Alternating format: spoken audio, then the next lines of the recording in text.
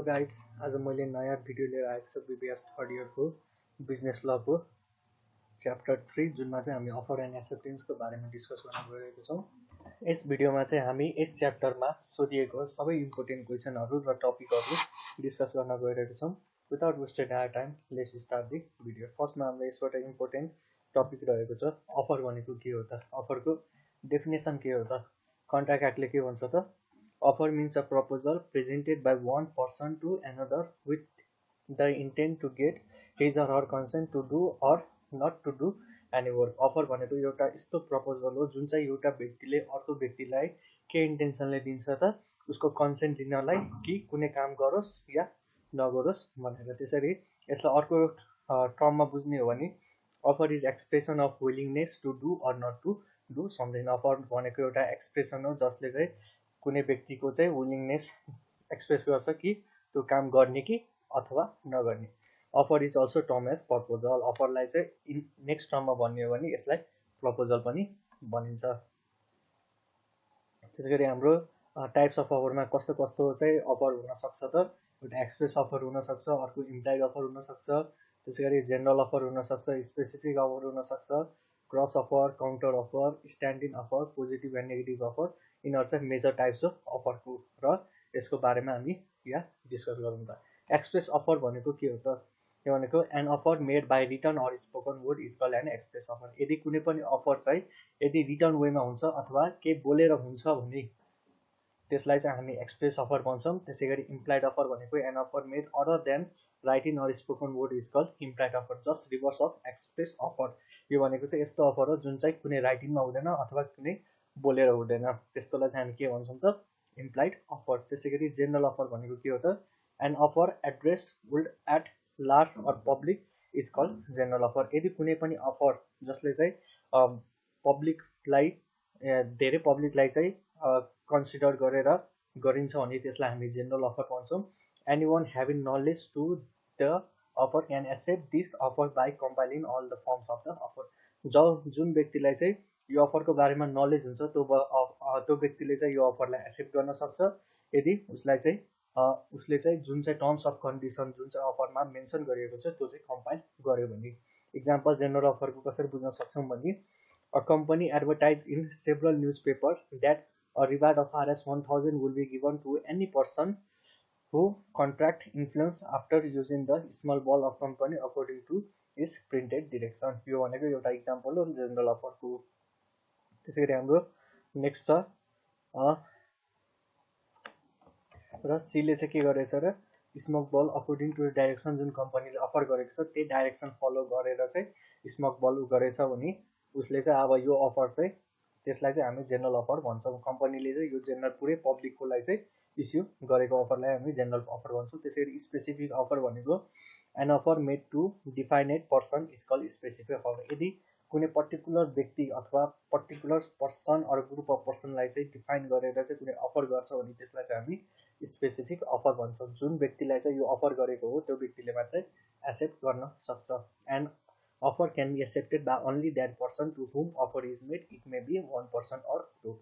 यो अफर चाहिँ त्यो व्यक्तिले मात्रै एक्सेप्ट गर्न सक्छ अथवा त्यो ग्रुपले मात्रै एक्सेप्ट गर्न सक्छ जसलाई चाहिँ हामीले यो अफर गरेको हो। त्यसरी काउन्टर अफर भनेको if a person to whom an offer is made assents that offer altering the change of offer is called counter offer. यदि कुनै व्यक्तिले चाहिँ कुनै अफर एक्सेप्ट गर्यो जुन चाहिँ टर्म्स अफ कन्डिसन जुन चाहिँ रिफर गरेको थियो त्यसमा चाहिँ केही अल्टर गर्यो भने त्यसलाई हामी काउन्टर अफर भन्छौँ। It is qualified acceptance to the offer subject to modification and variation in terms of original offer. यो चाहिँ यस्तो अफर हो जुन चाहिँ केही मोडिफिकेसन र भेरिएसन टर्म्स अफ अफरमा चाहिँ गरिएर चाहिँ एक्सेप्ट गरिन्छ। Counter offer amounts to rejection of original offer. यो काउन्टर अफर चाहिँ एक्सेप्ट गर्यो भने चाहिँ यसले चाहिँ ओरिजिनल अफरलाई चाहिँ रिजेक्ट गरेर चाहिँ सर्टेन केही मोडिफिकेसन र भेरिएसन गरेर चाहिँ अफर एक्सेप्ट गर्छ। फर इक्जाम्पल यसलाई बुझ्ने हो भने A offer B will you purchase my bike for Rs 1 lakh. एले चाहिँ बीले अफर गर्यो कि उसले उसको बाइक 1 लाखमा किन्छ त। बीले रिप्लाई गर्यो yes I will purchase but I can pay only Rs 75,000 for your bike. बीले चाहिँ के रिप्लाई गर्यो त, म पर्चेज गर्छु तर कतिमा पर्चेज गर्छु त 75,000। यसमा चाहिँ के भयो त, उसले एले दिएको अफर जुन 1 लाख थियो त्यसलाई चाहिँ काउन्टर गरिदियो। मोडिफिकेसन गरिदियो, एमाउन्ट चेन्ज गरिदियो 75,000 मा किन्यो भनेपछि this exception give by be is counter offer. यस्तो अफरलाई चाहिँ हामी के भन्छौँ, काउन्टर अफर भन्छौँ। यो वान अफ द इक्जाम्पल हो काउन्टर अफरको। त्यसरी हाम्रो नेक्स्ट छ क्रस अफर भनेको के हो त, when two parties exchange identical offer in ignorance at the time of each other offer, it is called cross offer. यदि कुनै दुईटा पार्टिजले चाहिँ एउटै खालको अफर चाहिँ एक्सचेन्ज गर्छ र इग्नोर गर्छ टाइमलाई भने त्यसलाई हामी के भन्छौँ, क्रस अफर भन्छौँ। The offer are also called identical offer. यो क्रस अफरलाई चाहिँ अर्को टर्ममा के भन्छौँ त, आइडेन्टिकल अफर। यदि इक्जाममा क्रस अफर सोध्यो भने पनि यही लेख्ने, आइडेन्टिकल अफर भने पनि यही लेख्ने। such sorts of offer do not amount to acceptance of the offer once by other and do not constitute a complete agreement, hence no contract is formed। यस्तो अफरमा चाहिँ के हुन्छ त, एक अर्काले चाहिँ एक्सेप्ट गरेको मानिँदैन र यसले चाहिँ कुनै पनि एग्रिमेन्ट पनि फर्म गर्दैन र यो कुनै कन्ट्र्याक्टको फर्म पनि लिँदैन क्रस अफरले। यसलाई इक्जाम्पलबाट बुझ्ने हो भने A makes an offer for selling out his bike to B 20,000। यसले चाहिँ के गर्यो त, बीलाई अफर गर्यो कि उसले आफ्नो बाइक चाहिँ 20,000 मा बेच्छ।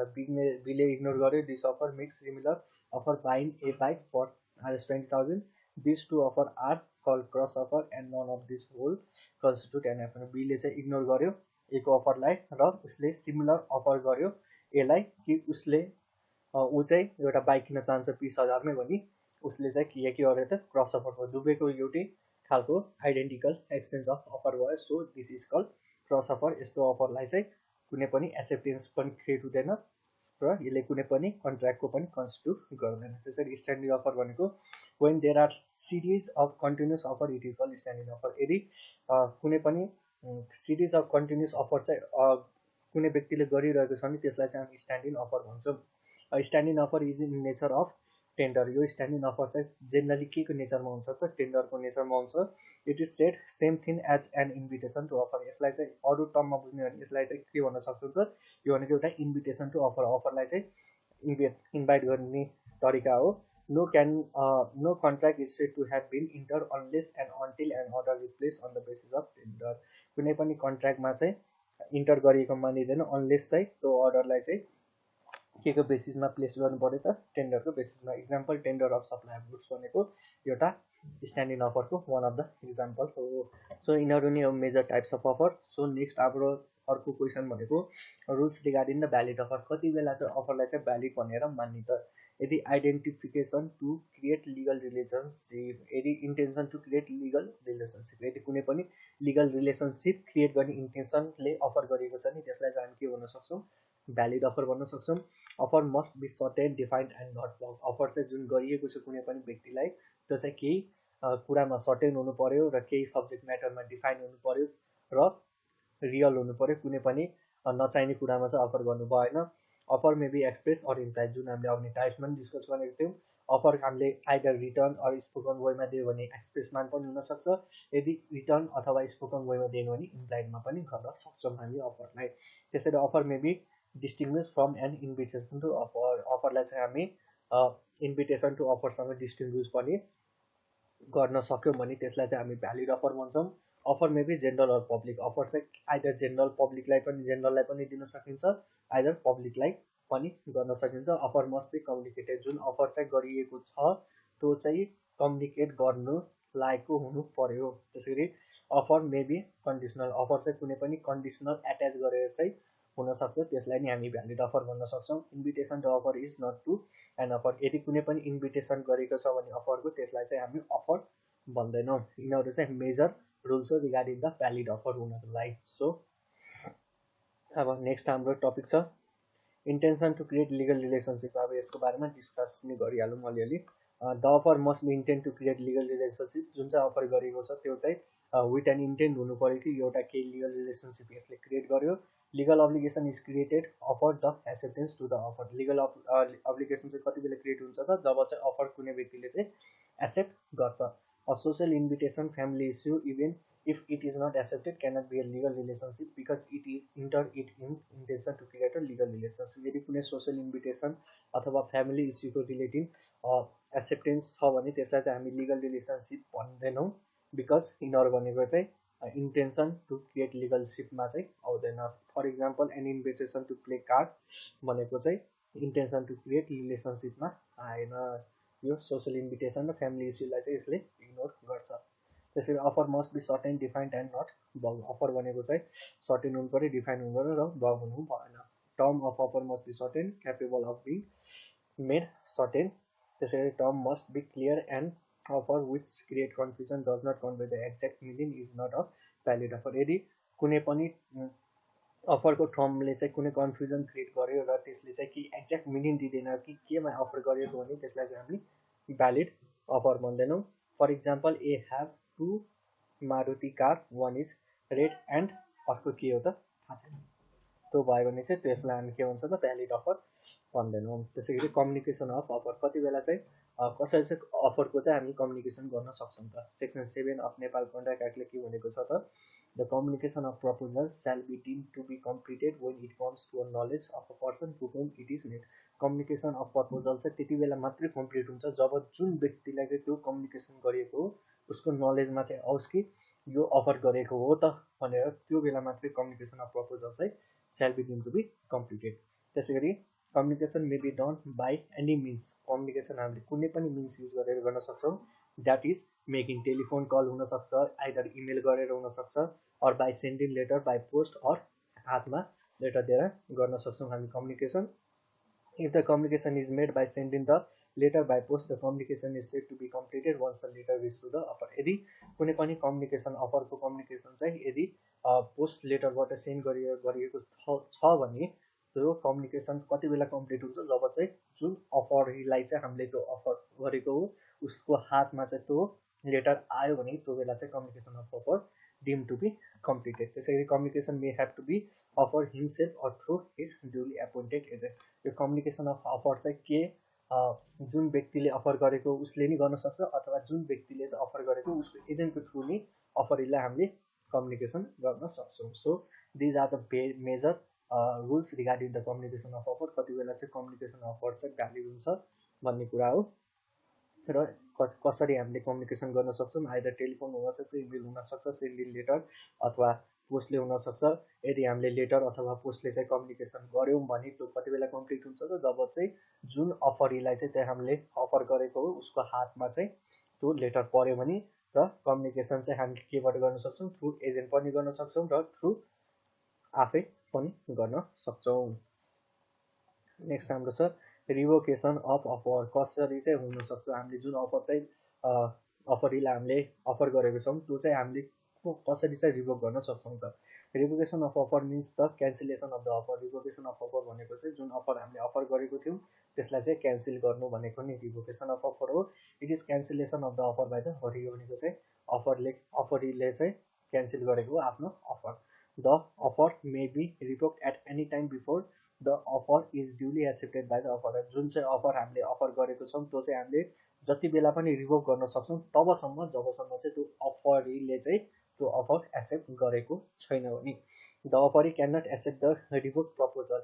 यदि अफरले चाहिँ जुन अफर गरेको थियो त्यो चाहिँ उसले रिभोक गरिसकेको छ भने अफररले चाहिँ अब के गर्न सक्छ त, त्यो रिभोक गरेको अफरलाई चाहिँ एक्सेप्ट गर्न सक्दैन। Once the offer is revoke the offer is not longer available for acceptance. जब चाहिँ अफर हामीले रिभोक गऱ्यौँ अब त्यो अफर चाहिँ एक्सेप्टेन्सको लागि एभाइलेबल हुँदैन। सो यही नै हो रिभोकेसन अफ अफर भनेको, क्यान्सलेसन अफ अफर हो। र यो भनेको चाहिँ कति बेला रिभोक हुन्छ त, जब चाहिँ अफररले चाहिँ हामीले अफर गरेको छौँ तर त्यसले चाहिँ एक्सेप्ट गरेको छैन भने त्यो टाइमसम्म चाहिँ हामीले त्यसलाई रिभोक गर्न सक्छौँ। यदि हामीले त्यो टाइमसम्म रिभोक गरेको छ भने रिभोक गरेको अफरलाई चाहिँ जसलाई हामीले अफर गरेको छ उसले एक्सेप्ट गर्न सक्दैन। र once the offer is remove, जब चाहिँ अफर रिभोक हुन्छ यो no longer available for acceptance, यो चाहिँ अब एक्सेप्टेन्सको लागि चाहिँ एभाइलेबल हुँदैन। त्यसै गरी rules, there are various modes of revocation as per the general principle of contract and Nepal contract act has provision various revocation which are various रुल्सहरू छ जुन चाहिँ प्रिन्सिपल छ जसले चाहिँ भन्छ यसरी चाहिँ हामीले रिभोकेसन अफ अफर चाहिँ गर्न सक्छौँ। त्यसको बारेमा हामी यहाँ तल डिस्कस गरौँ। फर्स्टमा छ हामीले रिभोकेसन अफ अफर चाहिँ नोटिस दिएर पनि गर्न सक्छौँ।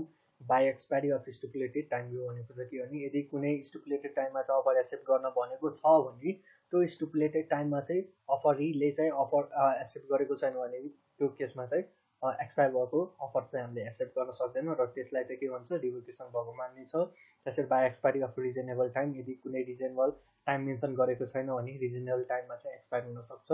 त्यसै गरी बाई डेट अफ द अफरर, जुन व्यक्तिले चाहिँ अब अफर गरेको थियो उनी मऱ्यो भने अब अफर एक्सेप्ट गर्न सकेन, त्यसलाई त्यति बेला चाहिँ हाम्रो अफर रिभोकेट हुन्छ। त्यसै गरी by date of the offeree, जसलाई चाहिँ हामीले अफर गरेको थियौँ उनी मऱ्यो भने अब त्यो केसमा पनि अफर चाहिँ रिभोक भएको मानिन्छ। त्यसरी बाई अफर गिभिन काउन्टर अफर, यदि काउन्टर अफर दियो भने अफर रिले भने त्यस केसमा पनि रिभोक हुन्छ अफर। त्यसरी by offer not fulfilling the condition, यदि कुनै पनि अफर चाहिँ कुनै कन्डिसन फुलफिल गरेर मात्रै एक्सेप्ट गर्न भनेको छ भने त्यो कन्डिसन जबसम्म फुलफिल गर्दैन र गरेन भने त्यो चाहिँ रिभोक गरेको मानिन्छ। त्यसै by destruction of subject matter, जुन सब्जेक्ट म्याटरमा चाहिँ अफरले चाहिँ अफर गरेको थियो त्यो सब्जेक्ट म्याटर नै डिस्ट्रोय भयो भने त्यो केसमा पनि अफर रिभोक भएको मानिन्छ।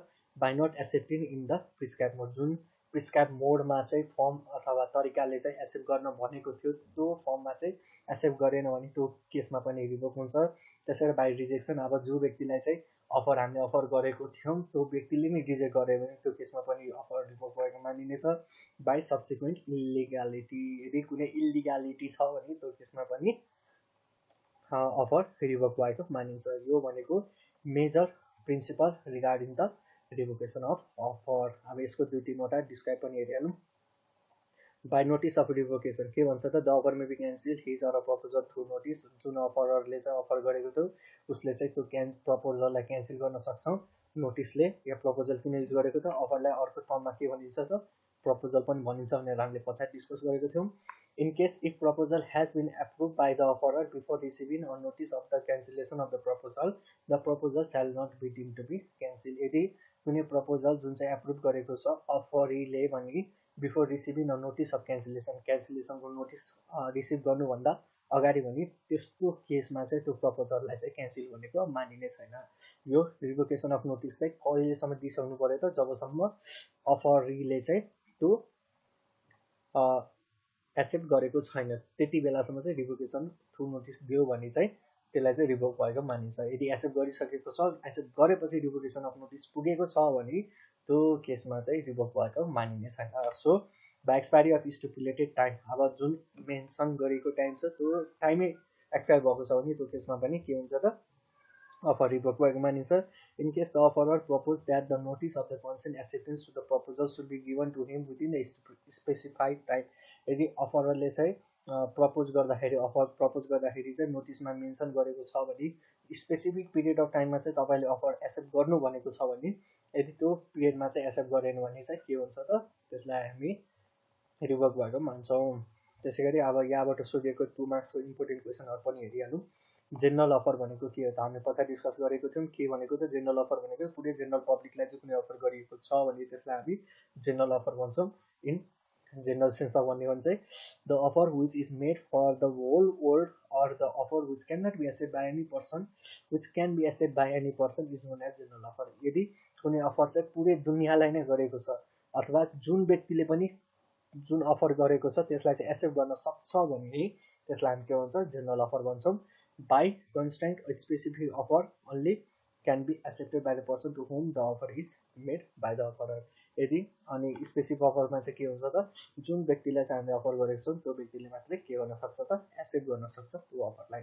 त्यसै गरी हु इज अफरी भनेको को हो त, the person to whom the offer is made by the offeror is known as offeree, जो व्यक्तिले चाहिँ अफर गर्छ जुन व्यक्तिलाई त्यसलाई नै हामी के भन्छौँ, अफरी भन्छौँ।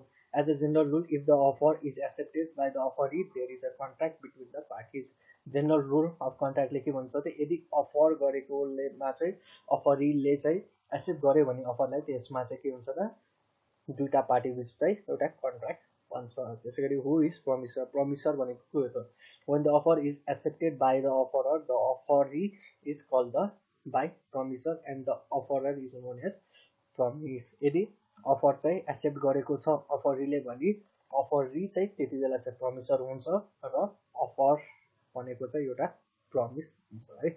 यो 2 मार्क्समा सोधेको क्वेसन हो। त्यसपछि अझै छ, हु इज promisor ये भनिहाल्यो when the offer is accepted by offerer the offer is called promisor and the offer is known as promise. when the communication offer completes कति बेला चाहिँ communication of offer चाहिँ complete हुन्छ when the offerer receive or knows the offer made by the offerer the offer is said to be completed. यदि अफररले चाहिँ जुन offer issue गरेको छ त्यो चाहिँ रिसिभ गर्यो भने अथवा अफररले चाहिँ के अफर गरेको छ त्यो थाहा पायो भने त्यति बेला चाहिँ हामी के भन्छौँ त communication of offer deems to be completed. Therefore, if the offer has been communicated through post, the offer completes when the letter reaches in the hand of the offerer. यदि अफर चाहिँ के भनेको थियो भने पोस्टबाट अफर गरिएको छ भने जब अफरीको हातमा चाहिँ त्यो लेटर पुग्छ त्यति बेला चाहिँ अफर एक्सेप्ट गरेको मानिनेछ र त्यति बेला नि communication of offer deems to be completed मानिनेछ. Posting the letter of the offeror to the address of the offer is not sufficient. लेटरलाई मात्रै अफररको एड्रेसमा पोस्टिङ गरेर मात्रै सफिसिएन्ट हुँदैन. जबसम्म उसको हातमा पर्दैन तबसम्म त्यसलाई चाहिँ कम्युनिकेसन भएको मानिँदैन. So when offer can be remove by your notice of revocation. कति बेला चाहिँ नोटिस अफ रिभोकेसनबाट हामीले अफर चाहिँ रिभोक गर्न सक्छौँ. An offer can be remove by notice of revocation if the notice has been provided in writing. यदि नोटिस चाहिँ हामीले राइटिङमा नै प्रोभाइड गरेको छौँ भने त्यो अफरीलाई त्यसै गरी notice had been actually communicated. जुन नोटिस चाहिँ हामीले राइटिङमा गरेको थियो त्यो चाहिँ एक्चुअली कम्युनिकेट भइसकेको छ भने the notice has been given before the time of acceptance of the offer. अफरीले एक्सेप्ट गर्नुभन्दा अगाडि अफर चाहिँ यदि नोटिस उसको हातमा परेको छ भने त्यो केसमा चाहिँ अफर रिभोक भएको मानिँदैन. त्योभन्दा अगाडि नै उसले चाहिँ नोटिस उसको हातमा चाहिँ पर्नु पर्यो र एक्सेप्ट गर्नु पर्यो कि त्यो रिभोक भयो भनेर. सो गाइस त्यही नै हो इम्पोर्टेन्ट क्वेसनहरू यहाँबाट सोधिने. एकचोटि फेरि समरीमा डिस्कस गरिहालौँ. अफर एन्ड एक्सेप्टेन्सको डेफिनेसन यहाँबाट इम्पोर्टेन्ट छ. त्यसै गरी टाइप्स अफ अफर के टाइप्स हो त अफरको एक्सप्रेस हुनसक्छ, इम्प्लाइड हुनसक्छ, जेनरल अथवा specific offer, cross offer, counter offer, standing offer, positive अथवा नेगेटिभ अफर हुन्छ. यसको 4-5वटा डिस्क्राइब गर्ने आइदर 10 मार्क्स वा 5 मार्क्स हुनसक्छ. सो अनि त्यसपछि हाम्रो टाइप्स पछि के छ इम्पोर्टेन्ट यसबाट रुल्स रिगार्डिङ भ्यालिड अफर. कति बेला चाहिँ अफरलाई चाहिँ हामी भ्यालिड मान्छौँ त त्यो रुल्स पनि यसबाट इम्पोर्टेन्ट भयो. त्यसै गरी नेक्स्ट हाम्रो communication of offer. Communication of offer चाहिँ कति बेला चाहिँ कम्प्लिट गरेको मानिनेछ त्यो एउटा क्वेसन इम्पोर्टेन्ट. त्यसै गरी रिभोकेसन अफ अफर कति बेला चाहिँ अफरलाई चाहिँ हामी रिभोक गरेको मानिनेछौँ. यसको प्रिन्सिपल हामीले पछाडि डिस्कस गऱ्यौँ. नोटिस दिएर हुनसक्छ, स्टिपुलेटेड टाइम एक्सपायर भयो भने, रिजनेबल टाइम एक्सपायर भयो भने, अफररै मऱ्यो अथवा अफरै नै मऱ्यो भने, काउन्टर अफर आयो भने, त्यसै गरी कन्डिसन यदि मेन्सन गरेको छ फुलफिल गरेन भने त्यो केसमा रिभोक भएको मानिन्छ. जुन सब्जेक्ट म्याटरमा चाहिँ कन्ट्र्याक्ट भएको थियो त्यो सब्जेक्ट म्याटर नै डिस्ट्रोय भयो भने तिनीहरू भनेको जेनरल प्रिन्सिपल हो रिभोकेसन अफ अफर. यसको डिस्क्रिप्सन हामीले पढ्यौँ. त्यसै गरी डुराक्समा इम्पोर्टेन्ट क्वेसनहरू जेनरल अफर भनेको के हो, अफर भनेको के हो, प्रमिसर भनेको हो, त्यसै गरी कम्युनिकेसन अफ अफर कति बेला कम्प्लिट हुन्छ र रिभोकेसन अफ नोटिस चाहिँ कति बेला चाहिँ रिभोक बनेको मानिन्छ. त्यो इम्पोर्टेन्ट क्वेसन हो यहाँबाट. So thank you guys, hope you enjoy learning. यदि तपाईँ यस च्यानलमा नयाँ हुनुहुन्छ भने प्लिज लाइक सेयर सब्सक्राइब गर्नुहोला. भिडियो मन परेमा आफ्नो साथीभाइहरूलाई पनि सेयर गर्नुहोला. Best of luck for your exam.